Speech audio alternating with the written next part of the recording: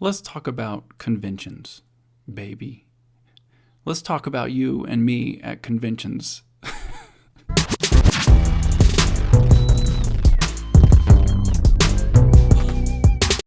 People keep asking me, will I see you at this convention? Will I see you at that convention? And the reoccurring answer is no.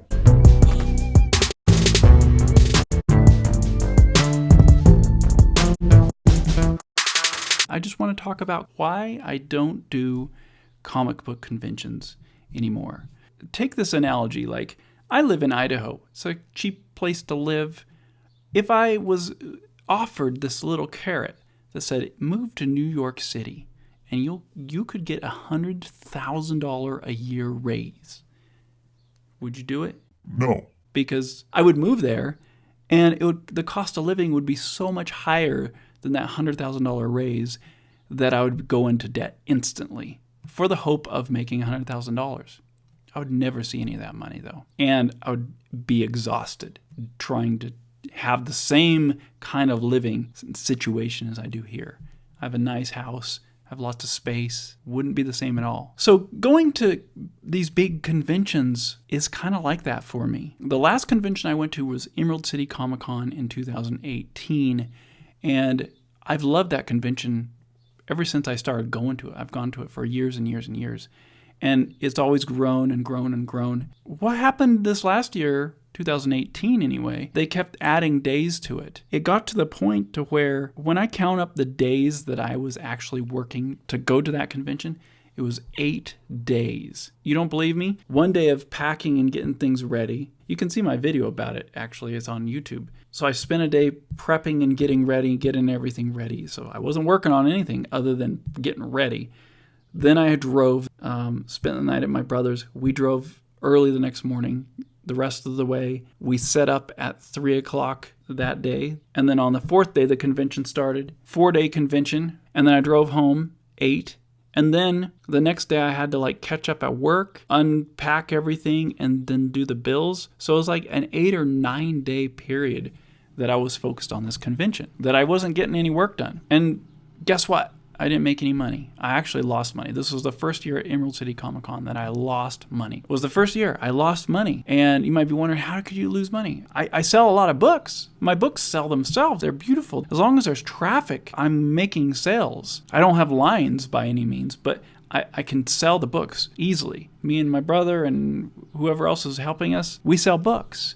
And it's always been profitable. It's always been great. But every year it seems to get a little tighter and tighter profit-wise. And it's because these conventions get bigger and bigger and longer, and the booth fees go up and up. So let me just break it down. First of all, because the convention was 4 days and they required you to set up on the day before, I had to have a hotel for 5 nights, or I don't remember exactly how many days. Because I'm staying there a lot longer, I have to spend more money on these hotels, maybe $200, $250 a night. And I have my brother and his daughter with me. So I chose to drive. Why? Because I have heavy books. The last time I tried to ship books, it was hundreds of dollars to ship it there, and then hundreds of dollars to ship it back. In some cases, it was like $500 to ship a pallet of my heavy books, when I went to a Florida thing. So I choose to drive because it's just gas. So it ends up being, $250, maybe $300 in gas in my truck. So that adds up. And then there's food while I'm driving, and I hire helpers,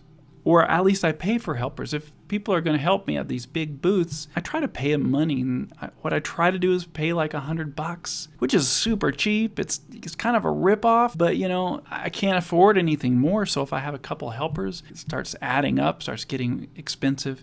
Sometimes I'll end up spending $300-$400 on helpers. Sometimes I can't afford it. Sometimes I can.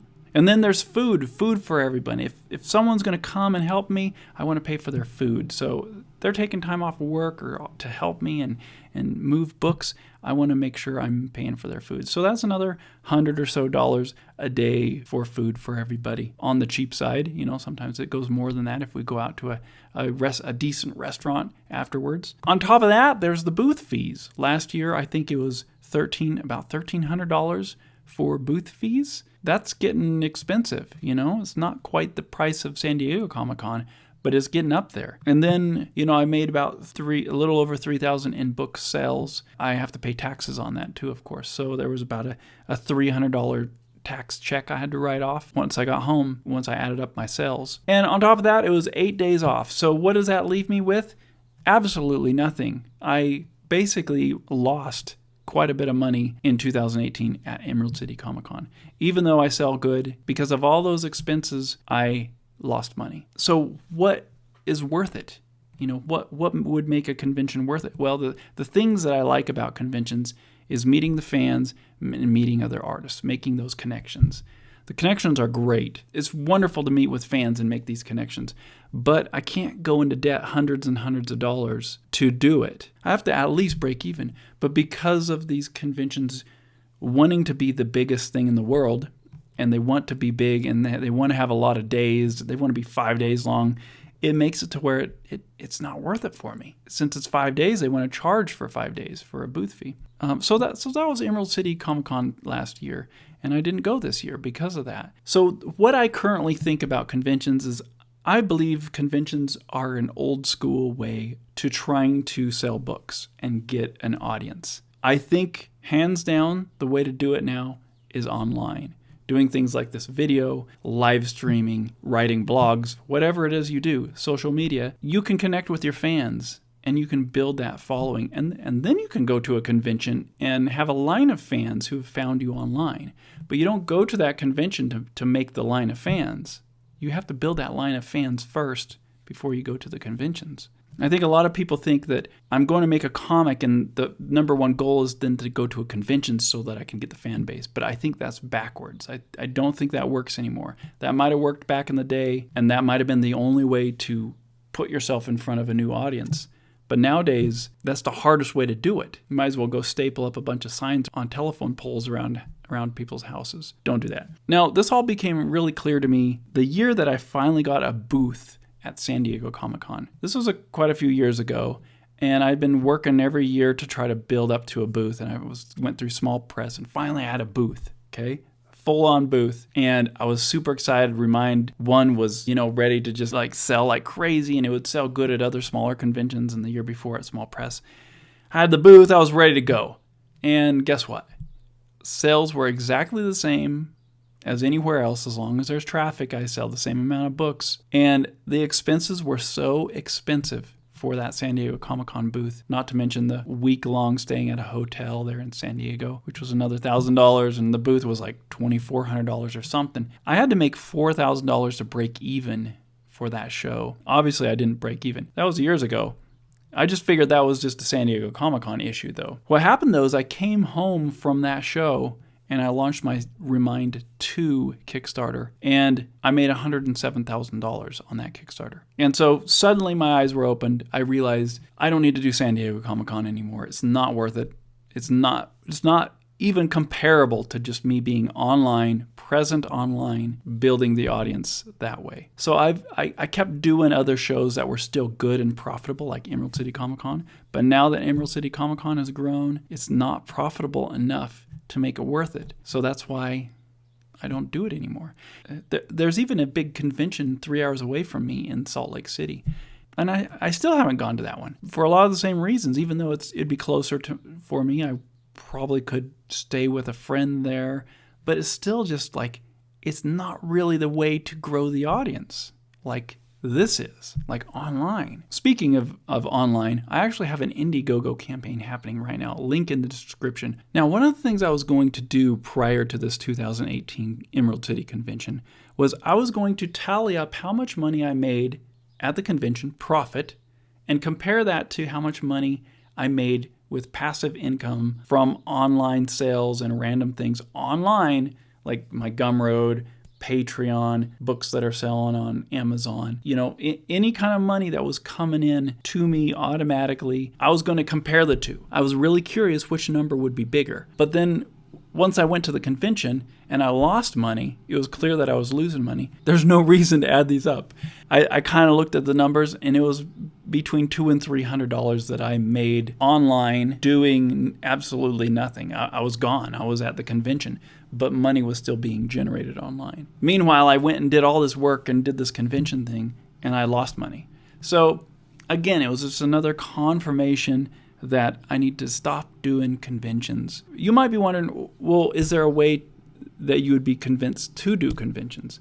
And yes, there definitely is. If a comic convention were to pay for me to fly out, pay for the books to be shipped, pay for hotels, pay for booth fees, then it would be worth it. And I've done a convention since in that way. It was a small convention, but I actually made profit on a really small convention because they paid for me to be there and they respected my time and money. That's the thing I need to happen now. If a convention wants me to show up, I need some of it to be paid for, at least some of it. I can't pay for a booth and a hotel and travel all myself. Otherwise, I'm going to have a huge amount of money that I'll need to make in order to break even. And that is a lot of work and time and money for hopes that I can break even, when the best way to find a new audience is what I'm doing right now and being online. So if you're a convention and you want me to come to your convention, then I'd love to. I just need your help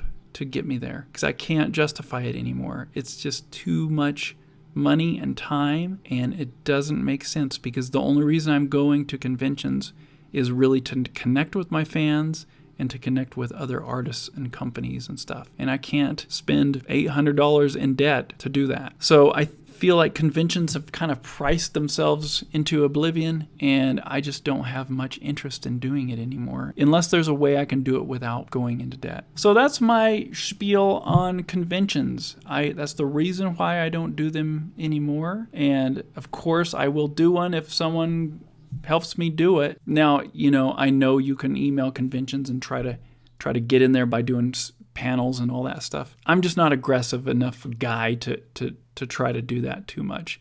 And there's a lot of competition to do that. I just feel like if a convention wants me, they can pay for me to come in some way. Otherwise, I'm doing fine at home on my computer, getting work done, not having to take off 8 days, not having to go in debt for any of this. I've also been in the situation where someone wrote a grant for me to go and do some public speaking in an area. So I was not only paid to go, but everything was taken care of. That was definitely worth my time. It wasn't even near as massive as Emerald City Comic Con. It was just small events, small libraries and schools, but that was worth it. Now, speaking of online stuff, I actually do have an Indiegogo campaign happening right now. It's for Sithra 5 and 6. This will conclude my Sithra story. The whole thing is 6 books long. It is over 1,000 pages of full-color, beautiful art.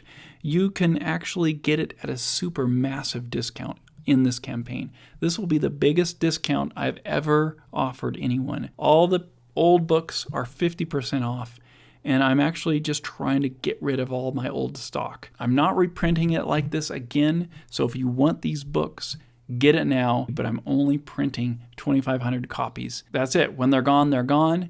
There's a bunch of signed ones, there's numbered ones, there's ones with book plates. This is your chance to get all of my work for the cheapest price ever. So please jump on board my Indiegogo campaign. Become a backer. And I really appreciate your support. That is all I got for right now. I will see you next time.